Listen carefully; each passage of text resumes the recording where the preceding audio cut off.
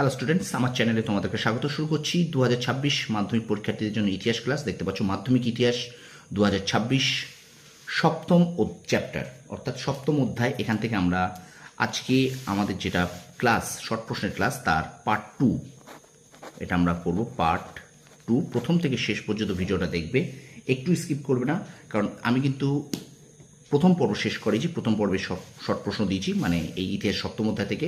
তো একটি বা দুটি শব্দ উত্তর দাও, এই পার্টটা তোমাদের সপ্তম অধ্যায় থেকে পার্ট 2 আজকে এখন শুরু করছি। তো আস্তে আস্তে আমরা কিন্তু সপ্তম অধ্যায় এবং অষ্টম অধ্যায় থেকে শর্ট প্রশ্নগুলো কভার করব। আমরা এর আগে কিন্তু প্রত্যেকটা চ্যাপ্টারে শর্ট প্রশ্ন কভার করেছি এবং আমরা রিভিশনও দেবো, ঠিক আছে? তো মাধ্যমিক ইতিহাস 2026 সপ্তম অধ্যায় পর্ব 2 বা পার্ট 2 আমরা শুরু করছি। একটি বা দুটি শব্দের উত্তর দাও শর্ট প্রশ্নের ক্লাস। চলো শুরু করি ক্লাসটি। দেখো, কটি গোলটেবিল বৈঠক অনুষ্ঠিত হয়? উত্তর হবে 3টি। পরের প্রশ্ন দেখো, ধর্ষস্থানা লবণ গোলা সত্যাগ্রহে কে নেতৃত্ব দেন? সরোজিনী নাইডু। রাষ্ট্রীয় স্ত্রী সংঘ এর প্রতিষ্ঠাতা কে? সরোজিনী নাইডু। তারপর প্রশ্ন দেখো, ওয়াদালা লবণ গোলার সত্যাগ্রহে কে নেতৃত্ব দেন? কমলা দেবী চট্টোপাধ্যায়।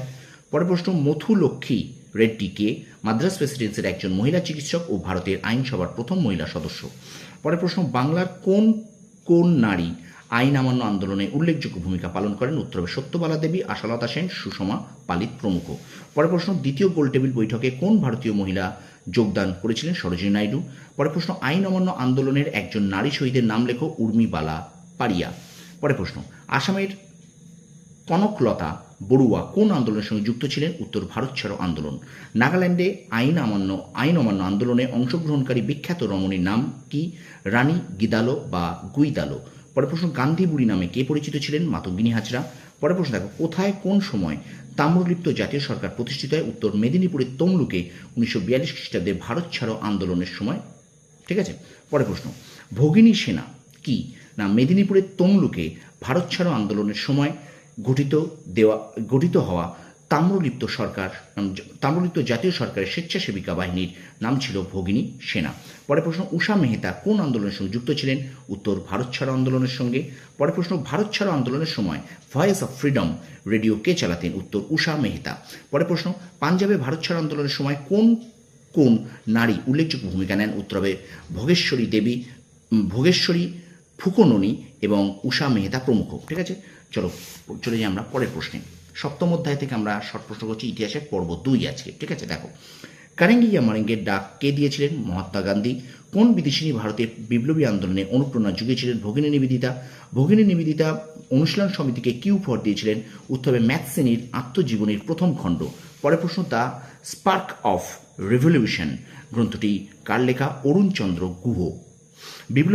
বিপ্লবীবাদের আশ্রয়দাত্রী রূপে প্রসিদ্ধ কয়েকজন মহিয়সী নারীর নাম লেখো। সৌদামিনী দেবী, সরোজিনী দেবী, দুকরিবালা দেবী প্রমুখ। দীপালি সংঘ কে প্রতিষ্ঠা করেন? লীলানাগ রায়। দীপালি সংঘ কোথায় প্রতিষ্ঠিত হয়? ঢাকায়। দীপালি সংঘের উদ্দেশ্য কী ছিল? মেয়েদের মুক্তিযুদ্ধের জন্য তৈরি করা। কোন কলেজ থেকে প্রীতিলতা ওয়াদ্দেদার কৃতিত্বের সঙ্গে উত্তীর্ণ হন? বেতন কলেজ। প্রীতিলতা কোন কোন বিপ্লবী সংগঠনের সঙ্গে যুক্ত ছিলেন? উত্তর হবে ঢাকার দীপালি সংঘ এবং কলকাতার ছাত্রী সংঘ। ফুলতার কার ছদ্মনাম? প্রীতিলতা ওয়াদ্দেদারের। ভারতের প্রথম বিপ্লবী মহিলা শহীদকে? প্রীতিলতা ওয়াদ্দেদার। এশিয়ার প্রথম নারী বাহিনীর নাম লেখো। ঝাঁসি রানী ব্রিগেড। পরের প্রশ্ন, ঝাঁসি রানী রেজিমেন্ট কবে গঠিত হয়? উত্তর হবে 1943 খ্রিস্টাব্দে। ঝাঁসি রানী রেজিমেন্টের প্রধান দায়িত্ব কার ছিল? ক্যাপ্টেন লক্ষ্মী স্বামীনাথনের। পরের প্রশ্ন, পুলিন বিহারী দাস কে ছিলেন? ঢাকার অনুশীলন সমিতির প্রতিষ্ঠাতা, আলিপুর বোমা মামলার অভিযুক্ত বিপ্লবী। পরের প্রশ্ন দেখো, অ্যান্টি সার্কুলার সোসাইটি কে প্রতিষ্ঠা করেন? উত্তর হবে শচীন্দ্র প্রসাদ বসু। পরের প্রশ্ন, অ্যান্টি সার্কুলার সোসাইটির সভাপতি কে ছিলেন? কৃষ্ণকুমার মিত্র। পরের প্রশ্ন দেখো, ডন সোসাইটি কে প্রতিষ্ঠা করেন?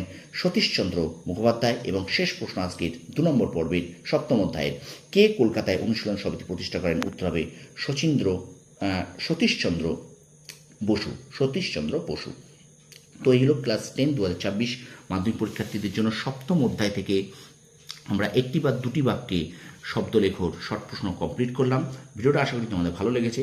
একটু বেশি করে শেয়ার করে দাও, লাইক করো, কমেন্ট করো, আর আমার চ্যানেল নতুন হলে অবশ্যই চ্যানেলটি সাবস্ক্রাইব করো, পাশে থাকা বেল আইকনটি প্রেস করে রাখো। তোমরা সফল হও, তোমাদের সাফল্য কামনা করি। ধন্যবাদ।